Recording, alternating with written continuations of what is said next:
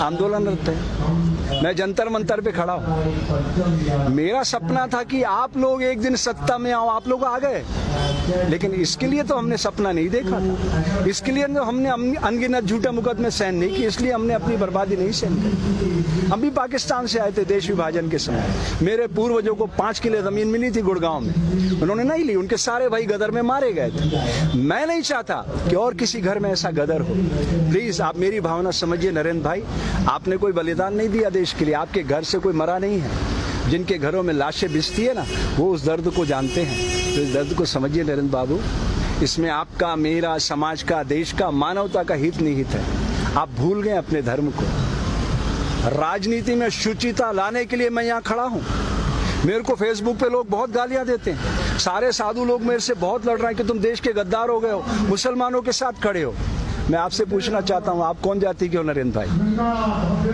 अगर मैं ये कहूँ हिंदू मुस्लिम सिख ईसाई समझो अपनी शान को, मजहब की दीवारों में मत बांटो हिंदुस्तान को, तो मैं ठीक कर रहा हूँ? मैं देश को बांट रहा हूँ। आप समझ रहे हो मेरी बात नरेंद्र बाबू? समझ रहे हो ना? ना मैं हिंदू बनूं ना तुम मुसलमान बनो, मैं भी इंसान बनूं तुम भी इंसान बनो। यही सपना लेके आए थे ना आप, उस सपने को आकार दो ना। अभी कुछ नहीं बिगड़ा। 2024 में चुनाव है, 48 घंटे में रोज नाम तो बंद हो जाता है। पुलिस आपकी है, ये सारा देश आपका, सारा देश आपसे प्यार करता है। क्यों नफरत के बीज बो रहे हो आप? मैं अंत में इतना कहना चाहता हूँ मेरे दोस्त नरेंद्र बाबू, प्रकृति सदैव हिंसा का फल दुख, दया का फल आनंद बरसाती रहती है। इसके खिलाफ मैं जानता हूँ ये देश आपका कुछ नहीं बिगाड़ सकता, क्योंकि आपके पास 303 लोग, लेकिन उस कायनात की शक्ति को आप जानते हैं ना।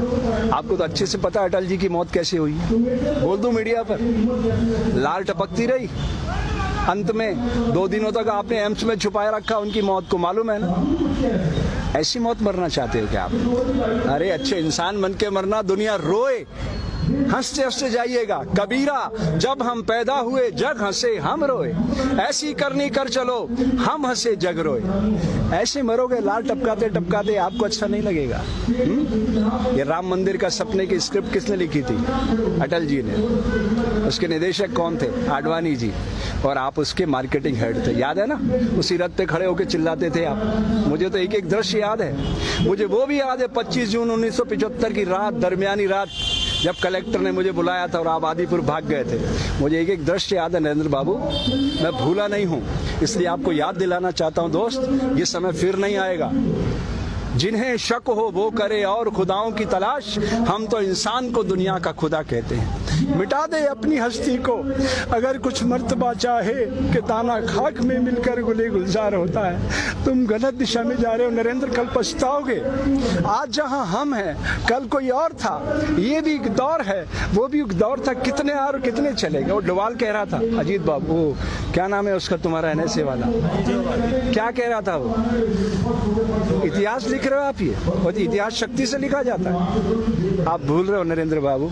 ये आंसू देख रहे हो ना, अहिंसा और सत्य के आंसू है। महात्मा गांधी, तुम्हारे जैसे लाखों करोड़ों नरेंद्र खड़े हो जाए ना एक पलड़े पे, महात्मा गांधी के समक्ष एक तिनका भी नहीं है। पता है क्यों? अहिंसा और सत्य को उन्होंने अपने जीवन में उतार लिया था। कितना भी अपमान किया, वो बैरिस्टर थे। तुम कितने पढ़े लिखे हो तुम्हें अच्छी तरह से पता है। वो बैरिस्टर थे, सारे कपड़े उतार कर तन पे लंगोटी लगाई और निकल पड़े देश के लिए। आज अगर इस तरह दंगे हो रहे होते ना, तो मैदान में आ जाते और खड़े हो जाते सामने। वो एक शख्स था जो भारत में खड़ा होकर मुसलमानों की पैरवी कर सकता था और पाकिस्तान में खड़ा होकर हिंदुओं की पैरवी कर सकता। इसलिए महात्मा गांधी कहलाया। आप नहीं बन सकते इतिहास पुरुष, कूड़ेदान में फेंक दिए जाओ। इसलिए अपनी शक्ति को पहचानो दोस्त, आज नहीं तो कल।